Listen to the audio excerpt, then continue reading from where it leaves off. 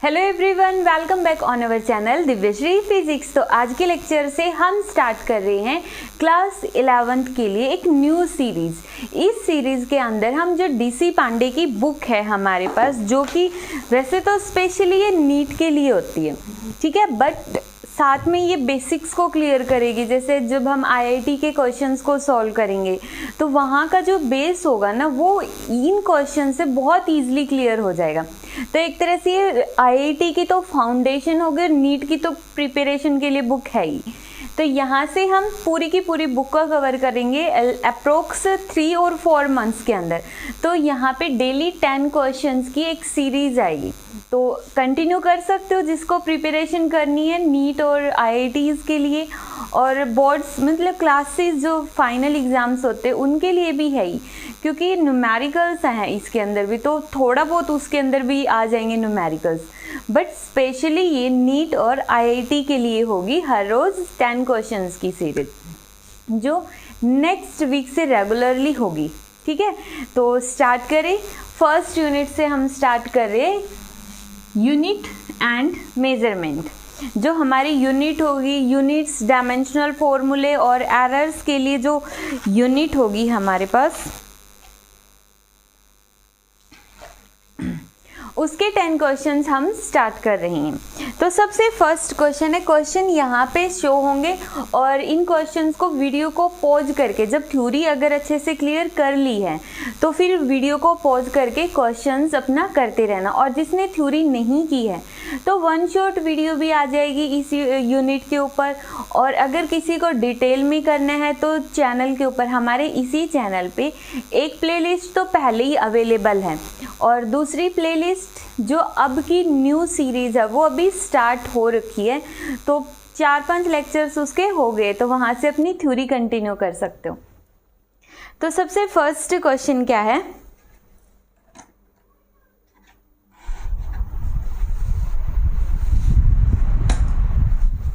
सबसे first question है यहाँ पे, if dimensions of A and B are different, अगर ए और बी के डायमेंशन डिफरेंट है, डायमेंशन मीन्स डायमेंशनल फॉर्मूला क्या है, डिफरेंट है, मीन्स वो क्वांटिटी ही अलग है, मे बी एक फोर्स हो और एक एरिया हो। फॉर एग्जाम्पल हम मान के चल रहे, क्योंकि फोर्स का डायमेंशन और एरिया के डायमेंशंस अलग अलग होते, तो इन्होंने यही दिया है कि 2 क्वांटिटीज़ है और उनके डायमेंशन अलग अलग हैं।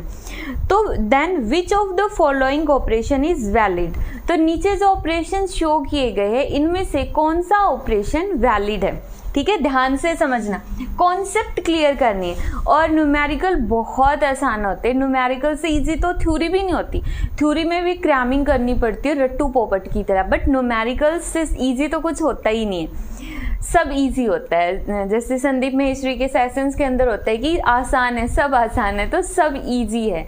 एक अफर्मेशन बोला करो, और स्पेशली अगर +1 क्लास में एंट्री ली है और न्यूमेरिकल से बहुत डर लगता है, तो ये तुम्हारे लिए एक वीडियो होगी जो मैं यहाँ पे आई बटन के अंदर रिकमेंड कर रही हूँ, इसको एक बार ज़रूर सुनना। ठीक है, तो स्टार्ट करते एक स्माइल के साथ न्यूमेरिकल्स को, और एक पॉजिटिव अफर्मेशन बोल के कि मुझे न्यूमेरिकल्स आते हैं और मैं सारे न्यूमेरिकल्स कर सकती हूँ या कर सकता हूँ। ठीक है, तो यहाँ पे देखो ऑप्शन के अंदर इन्होंने दिया है, एक ऑप्शन तो दे दिया a/b, दूसरा ऑप्शन दे दिया एक्सपोनेंशियल a/b, तीसरा ऑप्शन दे दिया a+b, और चौथा ऑप्शन दे दिया a-b। ठीक है, इसमें इन्होंने माइनस दिया और यहाँ पे प्लस दिया। तो बताओ कौन सा ऑपरेशन पॉसिबल है फिजिक्स के अंदर, मैथ्स में नहीं, फिजिक्स में। तो हमने कहा है 2 अलग अलग क्वांटिटीज, फॉर एग्जांपल एक हमने फोर्स माना और एक हमने एरिया माना है, तो एक फोर्स और एक एरिया, क्या फोर्स और एरिया को हम ऐड कर सकते हैं? बिल्कुल भी नहीं कर सकते। फोर्स एक अलग क्वांटिटी है और एरिया एक अलग क्वांटिटी है। फॉर एग्जांपल हम ये बोल देते हैं, जैसे हमने क्या बोला कि जो एक अलग सा एग्जाम्पल है, मे भी थोड़ा सा अजीब सा लगे, कि जैसे कोई भी जानवर होता है और एक मनुष्य होगा, तो उन दोनों के, नहीं कट करना पड़ेगा इसको, छोड़ो। ठीक है। तो यहाँ पे जो फोर्स और एरिया है उनको क्या ऐड कर सकते हैं हम, और ऐड करने के बाद क्या कोई नई टर्म बनेगी? बिल्कुल भी नहीं। इनको हम ऐड ही नहीं कर सकते, ना इनको हम सब्ट्रैक्ट कर सकते हैं। तो दो क्वांटिटी जिनका डायमेंशन अलग अलग है, ना तो उनको हम ऐड कर सकते हैं, ना उनको हम सब्ट्रैक्ट कर सकते हैं। ठीक है। तो जब हमने ऐड नहीं किया, सब्ट्रैक्ट नहीं किया, तो ये दोनों ऑप्शन गलत। तीसरा एक्सपोनेंशियल। एक्सपोनेंशियल जो टर्म्स होगी वो नंबर्स की फॉर्म में होती है। एक्सपोनेंशियल की पावर -2, एक्सपोनेंशियल की पावर -3। ठीक है। तो ऑप्शन बच गया ये वाला ए बी। अगर दो टर्म्स है, एक है हमारे पास एक ए और दूसरी बी। फॉर एग्जांपल ए को हमने फोर्स माना है और बी को हमने एरिया माना है। तो फोर्स को अगर मैं एरिया से डिवाइड कर दूं तो क्या कुछ नई टर्म बनेगी? बिल्कुल बनेगी, और वो क्या होगा? प्रेशर। प्रेशर, प्रेशर का फॉर्मूला क्या होता है? Force divide by area. Clear? तो यहाँ पे जब दो अलग अलग क्वांटिटीज होती हैं, अगर उनका डायमेंशन अलग अलग है, दैट मीन्स उनको हम डिवाइड कर सकते हैं, उनको हम मल्टीप्लाई कर सकते हैं। डिवाइड भी कर सकते हैं और मल्टीप्लाई भी कर सकते हैं। अगर एक ऑप्शन और होता है ई, तो डिवाइड और मल्टीप्लाई तो कर सकते हैं, बाकी ना ऐड कर सकते हैं ना सब्ट्रैक्ट कर सकते। ठीक है। तो इसका आंसर क्या आ जाएगा? ऑप्शन नंबर ए।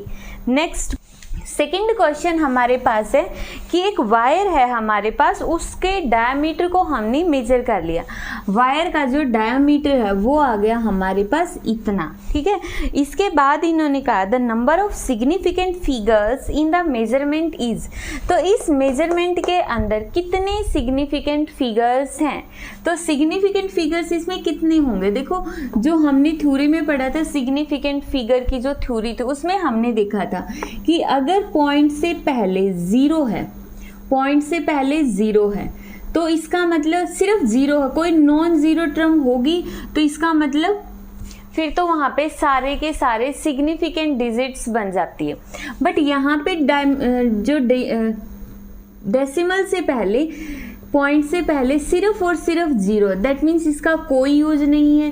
पॉइंट के बाद भी जीरो है तो इसका भी कोई यूज नहीं है। तो पॉइंट से पहले भी जीरो और बाद में भी जीरो, कोई यूज नहीं है। एक नॉन जीरो डिजिट होनी चाहिए। जब तक पॉइंट के लेफ्ट में नॉन जीरो डिजिट नहीं होगी तो जीरो मीनिंगलेस रहती है। और इसको बहुत अच्छे से इस क्वेश्चन के अंदर हम डायरेक्ट नहीं बता सकते, जो इसके रूल्स है वहाँ से समझो। ठीक है। यहाँ पे हम ऐसे मान के चल रहे हैं जब मैं ये क्वेश्चंस करवा रही हूँ कि तुमने इसकी थ्योरी स्टडी कर ली है। ठीक है। तो बहुत ज़्यादा एक्सपेक्ट मत करना कि हर एक क्वेश्चन को बिल्कुल डिटेल में थ्योरी समझाई जाएगी। तो थ्योरी अपना क्लियर करो। यहाँ पे न्यूमेरिकल्स की प्रैक्टिस होगी। तो पॉइंट के बाद जीरो, इसका भी कोई यूज नहीं है। बट अब देखो, जब भी ये रूल, यहाँ पे जीरो वाला रूल क्या होता है कि जीरो के लेफ्ट में अगर नॉन जीरो डिजिट है, नॉन जीरो डिजिट है, तब तो इस जीरो की अहमियत होती है, ये सिग्निफिकेंट होती है। बट अगर जीरो के लेफ्ट में भी जीरो हो तो इसका कोई यूज नहीं होता है। तो यहाँ पे इस जीरो के लेफ्ट में जीरो, इसलिए दोनों का कोई यूज नहीं है। बट इस जीरो के लेफ्ट में दो नंबर है, इसलिए ये भी एक सिग्निफिकेंट डिजिट बन जाती है। तो ओवरऑल यहाँ पे कितने सिग्निफिकेंट डिजिट बन गई? 3। ठीक है। तो option number C. Next question क्या है हमारे पास? Dimensional formula for electromotive force is. Electromotive force का डायमेंशनल फॉर्मूला क्या होगा? ठीक है। सिंपल सा है, किसके इक्वल होगा, एक तरह से ये बोल रहे। बट एक्चुअल क्या है, यहाँ पे जब हम +1 पढ़ रहे हैं तो +1 के टाइम पे हमें EMF नहीं पता होती। ये EMF जो टॉपिक है वो 12th क्लास में आता है।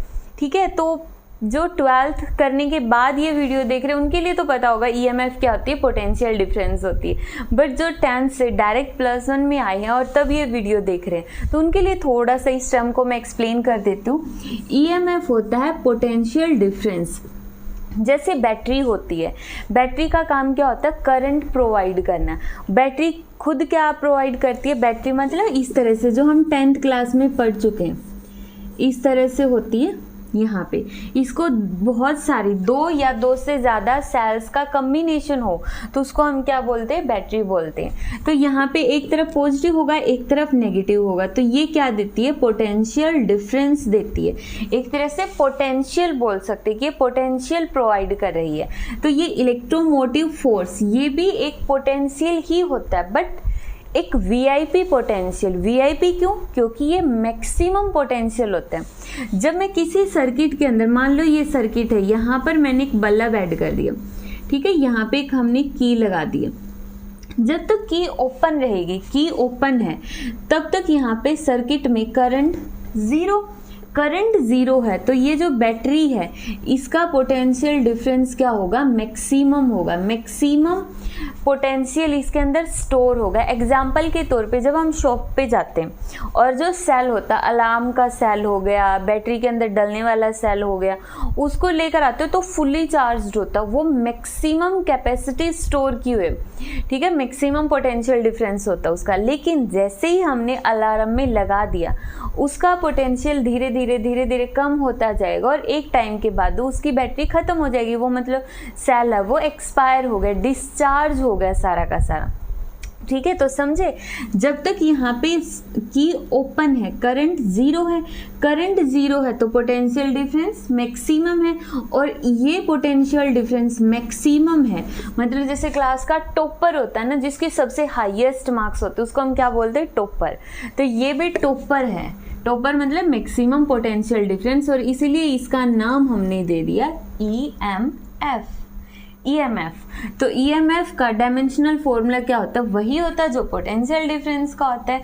तो ईएमएफ भी क्या होती है, एक तरह का potential difference, but maximum potential difference, ठीक है। तो इसका आंसर आ जाएगा potential. Next question, 4th, the number of significant figures in 0.06900 इसमें सिग्निफिकेंट फिगर्स बताने। अभी हमने रूल पढ़ा था कि अगर 0 के लेफ्ट में कोई नॉन जीरो टर्म है तो ये 0 सिग्निफिकेंट है, बट अगर 0 के लेफ्ट में कोई नॉन जीरो टर्म नहीं है तो इसका मतलब ये सिग्निफिकेंट नहीं है। लेफ्ट में एक नॉन जीरो टर्म होनी चाहिए तभी 0 सिग्निफिकेंट होती है। अब इस जीरो के लेफ्ट में कुछ भी नहीं है, मतलब 0 है तो कोई सिग्निफिकेंस नहीं, इसकी कोई इंपॉर्टेंस नहीं है। इस 0 के लेफ्ट में भी सिर्फ 0 है, और 0 के लेफ्ट में क्या होना चाहिए, नॉन जीरो टर्म होनी चाहिए। तो मतलब ये भी सिग्निफिकेंट नहीं है। 6 है सिग्निफिकेंट, 9 भी है।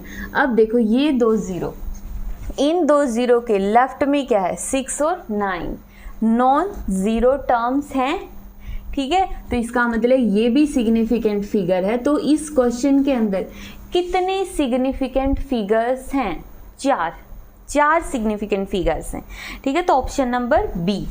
नेक्स्ट क्वेश्चन, आज का हमारा 5वां question, sum of the numbers 436.32, उसके बाद है 227.2, उसके बाद है 0.301, ठीक है। इनको सम करके आंसर बताना है। इतना इजी क्वेश्चन, सम करना है, बट इजी नहीं है। इसमें सिग्निफिकेंट फिगर्स के साथ आंसर बताना। तो देखो एक पॉइंट तो ये कि जो डेसिमल वाली टर्म्स होती हैं उनको जब भी हम ऐड करेंगे तो डेसिमल के नीचे डेसिमल आना चाहिए, कंपल्सरी है, ठीक है। डेसिमल के नीचे डेसिमल, 3 टर्म्स है, बाकियों के पीछे 0 लगा सकते हैं, कोई दिक्कत नहीं है, लगानी है तो यहाँ पे भी लगा सकते हो, लगाना चाहते हो तो। अब देखो इनको ऐड कर दो, 1 2 8 6 12 और 1 13, 3 और 2 5 और 1 6, 4 और 2 6, ये आंसर आ गया। बट ये तो सिंपल आंसर आ गया जिसको फोर्थ, थर्ड और फोर्थ के बच्चे भी कर देते। हमारा आंसर ये नहीं हो सकता। क्यों? क्योंकि इन्होंने कहा है सिग्निफिकेंट फिगर में आंसर बताओ। अब सिग्निफिकेंट फिगर्स निकालने के लिए एडिशन और सब्ट्रैक्शन का अलग रूल होता है, मल्टीप्लिकेशन और डिवीजन का अलग रूल होता है। वैसे तो तुम थ्योरी में पढ़ोगे उसको, तो थ्योरी वहाँ से क्लियर करो, बट फिर भी हम थोड़ा सा यहाँ पे बता देते। इसके अंदर इन्होंने टर्म्स दी थी इस तरह से टर्म्स दी हुई थी। तो अब जो हमारा आंसर होगा वो सिग्निफिकेंट कहाँ तक होगा? अगर तो हम बात करें सम की और सब्ट्रैक्शन की, जहाँ पे क्या होता है सम्स या फिर सब्ट्रैक्शन के अंदर सिंपल वर्ड्स में हम बोलेंगे कि पॉइंट के बाद सबसे कम वर्ड्स किसके अंदर है, जिसमें सबसे कम वर्ड्स होंगे, दैट मीन्स वो सबसे कम प्रीसाइज है, सबसे कम प्रीसाइज है। ये तो 2 वर्ड्स तक प्रीसाइज है, ये 1 वर्ड्स तक प्रीसाइज है और ये 3 वर्ड्स तक प्रीसाइज है। तो इसका मतलब 1 वर्ड्स तक प्रीसाइज है ना, 1 वर्ड तक प्रीसाइज है, तो हमारा आंसर यहाँ तक प्रीसाइज है। ये जो हम वर्ड यूज कर रहे हैं ना प्रीसाइज, प्रीसाइज का मतलब एक तरह से यहाँ पे हम समझने के लिए ले लेते हैं एक्यूरेट। तो 663.8 ये हमारा आंसर आ जाता। बट इसको थोड़ा सा और समझो, ये हम क्यों बोल रहे हैं कि 1 वर्ड तक प्रीसाइज है? मतलब क्या है कि जो हमने कैलकुलेशन की है, जो जिस भी हेल्प से हमने इसको मेज़र किया है, वो जो इंस्ट्रूमेंट हमने यूज किया वो सिर्फ यहाँ तक करेक्ट कर सकते हैं। इसके बाद अब 2 के बाद मान लो यहाँ पे 9 आ जाता, 9 आ जाता, तो 9 आने के बाद तो 9 और 2 11 और 1 यहाँ पे चला गया, 9 आ जाता ना। दैट मीन्स अब यहाँ पे 9 आ गया, फिर तो हमारा आंसर एक्यूरेट नहीं हुआ। तो ये जो कैलकुलेशन है तो यहाँ तक ही करेक्ट है। ये जो टर्म है ये 3 पॉइंट के बाद 3 वर्ड्स तक करेक्ट है, ये 2 वर्ड्स तक करेक्ट है, बट ये 1 ही वर्ड तक करेक्ट है। तो हमारा आंसर भी 1 ही वर्ड तक करेक्ट निकलेगा, क्योंकि ये भी करेक्ट है, यहाँ तक ये भी करेक्ट है और ये भी करेक्ट है। बट सेकंड में ये और ये तो करेक्ट है, लेकिन ये तो करेक्ट नहीं है। और जब तक सारे करेक्ट नहीं होंगे, सारे प्रीसाइज नहीं होंगे, हमारा आंसर भी प्रीसाइज नहीं होगा। इसलिए सम और सब्ट्रैक्शन में पॉइंट के बाद देखो सबसे कम वर्ड्स किसके अंदर है, सबसे कम इसी में है, तो इसका मतलब ये 1 ही वर्ड तक प्रीसाइज है। ठीक है, तो इसका आंसर आ जाएगा हमारे पास option number C. Next 6th question, dimensional formula for magnetic flux. Magnetic flux का डायमेंशनल फॉर्मूला निकालना।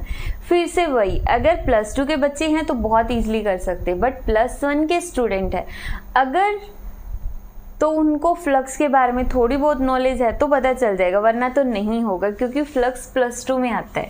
तो फ्लक्स होता है मैग्नेटिक फील्ड और मल्टीप्लाई बाय एरिया। ठीक है, सिंपल बता रही हूँ मैं, एग्जैक्ट नहीं बता रही हूँ, सिंपल जितना जरूरी है उतना ही। तो magnetic field divide by area. अब हमें इसका डायमेंशनल फॉर्मूला निकालना है। तो मैग्नेटिक फील्ड का निकालने के लिए फोर्स का फॉर्मूला होता है Q चार्ज, V स्पीड या वेलोसिटी, और B मैग्नेटिक फील्ड। तो मैग्नेटिक फील्ड का आ गया force divide by charge into velocity. तो सबसे पहले अब एरिया का तो डायमेंशनल फॉर्मूला सबको पता होगा, m0L²T0, बट मैग्नेटिक फील्ड का नहीं पता, तो मैग्नेटिक फील्ड का हमें निकालना पड़ेगा। फोर्स का कितना होता है mL/T-2, चार्ज का I/T और वेलोसिटी का L/T-1। यही है डायमेंशनल फॉर्मूला। तो L से L कैंसिल, कितना बना m, तो यहाँ पे तो कुछ भी नहीं बचा, T से T⁻², और करंट की एम्पियर। करंट के लिए क्या यूज करते हैं, एम्पियर लिख लो, करंट की जगह एम्पियर और ऊपर जाके एम्पियर की पावर -1। इस फॉर्मूले में पुट करो फ्लक्स m/T-2 A-1, B की जगह और एरिया की जगह कितना होता है L²। तो देखो m के बाद आता है L, T⁻2 और A-1, ये आ गया हमारे पास आंसर। ठीक है, बहुत ईजी है डायमेंशनल फॉर्मूले निकालना।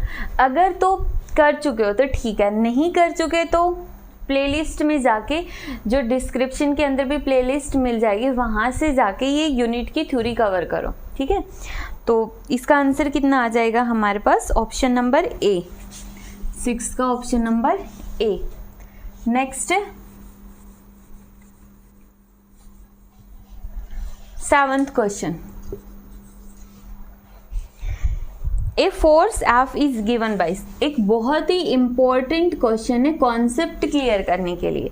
7th क्वेश्चन क्या होगा, F is equal to A T plus B T square. A का और बी का डायमेंशनल फॉर्मूला हमें कैलकुलेट करना है, ठीक है। तो कैसे कैलकुलेट करेंगे, देखो फोर्स है, फोर्स का हमें पता है ml t-2, ठीक है। अब ये देखो यहाँ पे ना एक चीज़ ध्यान से समझनी है, हमने सबसे फर्स्ट क्वेश्चन कहा था कि एडिशन क्या होता है, सेम टर्म्स का एडिशन होगा। ऐसा नहीं है कि फोर्स के अंदर हम एरिया ऐड कर देंगे, अगर हम ऐड करें दैट मीन्स फोर्स में फोर्स ही ऐड कर रहे हैं, ठीक है। तो ये दोनों टर्म्स किसके इक्वल हो गए, अब दोनों एक ही टर्म एक ही उसकी हो गई ना, मतलब ये भी एक तरह का फोर्स होगा और ये भी एक तरह का फोर्स होगा, और जब हम दोनों फोर्सेस को ऐड करेंगे तभी तो इस साइड फोर्स आएगा ना। अगर हम बोल दें ये एरिया प्लस एरिया और दो एरिया को ऐड करने से फोर्स बन जाता है, ऐसा तो पॉसिबल नहीं है। तो अगर लेफ्ट में फोर्स है तो इसका मतलब राइट में जो टर्म्स है वो भी फोर्स ही बनाएगी।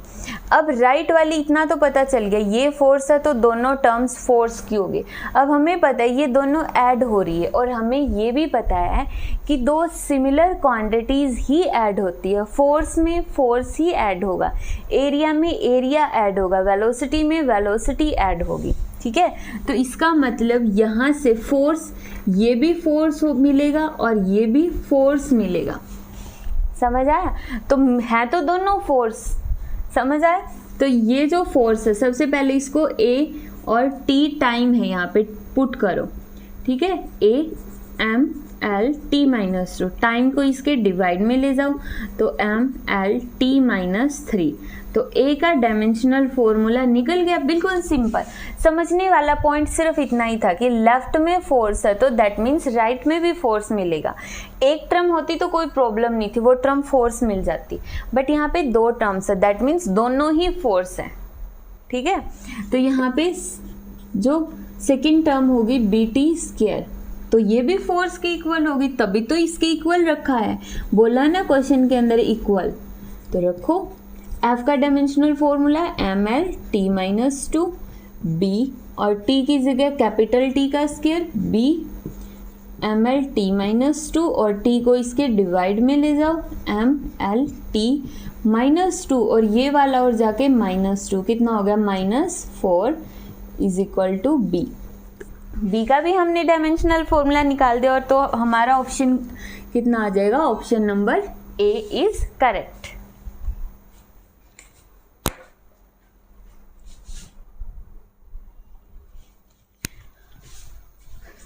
ठीक है, नेक्स्ट क्वेश्चन है 8th क्वेश्चन नंबर 8th है, the dimensions of a physical quantities are given by M, A, L, B and T, C। M, A, L, B and T, C इसके through हमने dimension दिए। Then the physical quantity will be, physical quantity हमें नहीं पता, seriously नहीं पता, हम निकाल सकते हैं। पहला ऑप्शन इसने दिया है फोर्स का, दूसरा ऑप्शन दिया है प्रेशर का, थर्ड ऑप्शन दिया वेलोसिटी का, फोर्थ ऑप्शन दिया है एक्सेलरेशन का, ठीक है। इन्होंने ए की वैल्यू दे दी तीनों के अंदर, फिर बी की वैल्यू दे दी, ये हम अभी लिखेंगे, कहीं सोचो कहाँ लिख दी वैल्यू, इनविजिबल वैल्यू। तो देखो सी की वैल्यू कितनी है, ए की वैल्यू फोर्स के केस में है 0 -1 -2, 0 -1 -2, और प्रेशर के केस में 1 -1 -2, 1 0 -1 1 1 -2। देखो 8वें क्वेश्चन में इन्होंने ये दे दिया कि हमारे पास ये कोई डायमेंशनल फॉर्मूला है, ठीक है। अब बताओ किसका डायमेंशनल फॉर्मूला है, ये बताना है। अगर तो ये डायमेंशनल फॉर्मूला है फोर्स का, ठीक है। अब हमें पता है फोर्स का डायमेंशनल फॉर्मूला होता है ml t-2। इसका मतलब यहाँ पे a की वैल्यू है 1, b की वैल्यू है 1 और c की वैल्यू है -2, ठीक है। तो क्या मैच हुआ? ये तो बोल रहे a की 0 है, तो मतलब पहला ऑप्शन इन्होंने गलत दिया है। दूसरा प्रेशर का फॉर्मूला क्या होता है? Force divide by area. नहीं आता तो बना सकते, सिर्फ 9 या 10 फॉर्मूले हमें लर्न करनी है। जो डायमेंशनल फॉर्मूलों की वीडियो है वो वहाँ से जाके इनको क्लियर करो कि कौन से याद रखना, और बाकी उनसे डिराइव हो जाएंगे। फोर्स का ये वाला है, इसके डिवाइड में क्या कर दो? एरिया कर दो। एरिया मतलब L², तो कितना आ गया m, ऊपर जाके -2 तो -1 t-2 इतना आ गया। तो यहाँ पे कितनी आ गई? a की पावर 1, b की पावर -1 और c की पावर -2। तो देखो a की पावर 1, b की पावर -1 और c की पावर -2, तो ये वाला ऑप्शन है करेक्ट। और एक ही ऑप्शन करेक्ट है, तो इसका मतलब ये दोनों भी गलत होंगे। ये खुद करके देखना कि क्या ये दोनों सच्ची में गलत हैं या फिर नहीं है, खुद ट्राई करना, ठीक है। अब next question, next 9th question. 3 measurements are made as, 3 measurement की गई है। सबसे पहली है 18.425, 18.425, 7.21 एंड 5.0, ठीक है।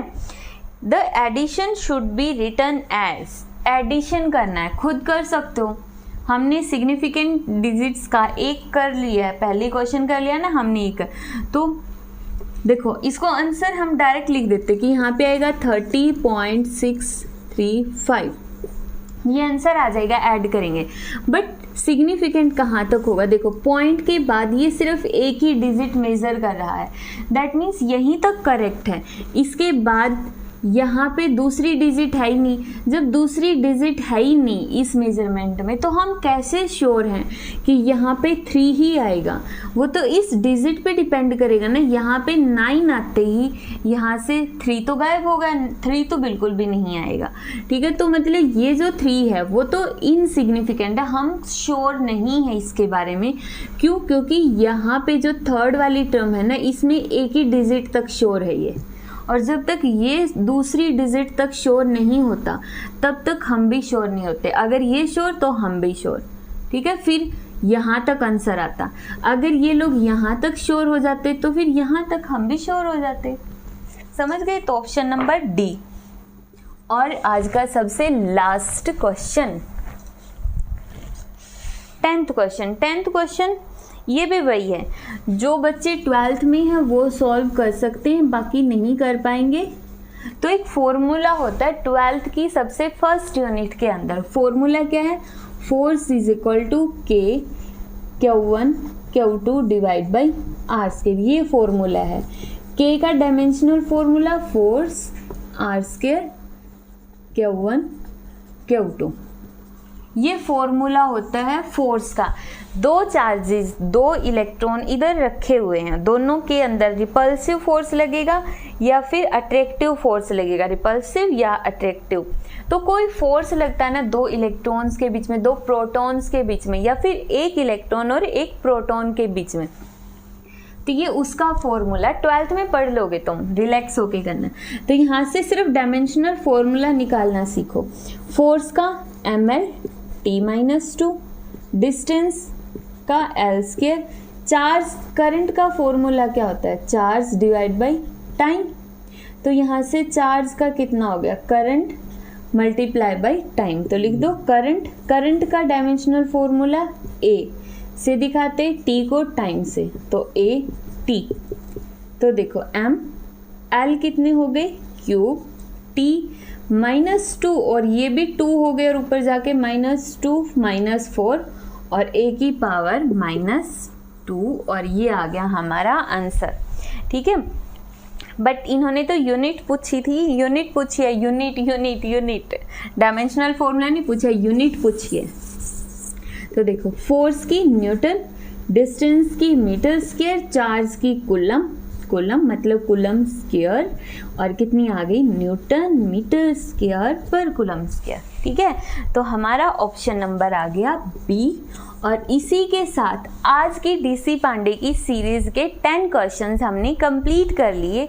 और एक दो सबसे इम्पॉर्टेंट पॉइंट, सबसे पहले इन क्वेश्चंस को चिपकाना मत कॉपी में, समझ के करना। जो चीज़ नई सी लगती है उसको मेंशन कर लिया करो, उसके ऊपर कोई भी टिक कर लो अपनी तरफ से, ताकि नेक्स्ट टाइम कल को जब तुम रिवाइज करो तो तुम्हें पता चले ये इम्पॉर्टेंट था।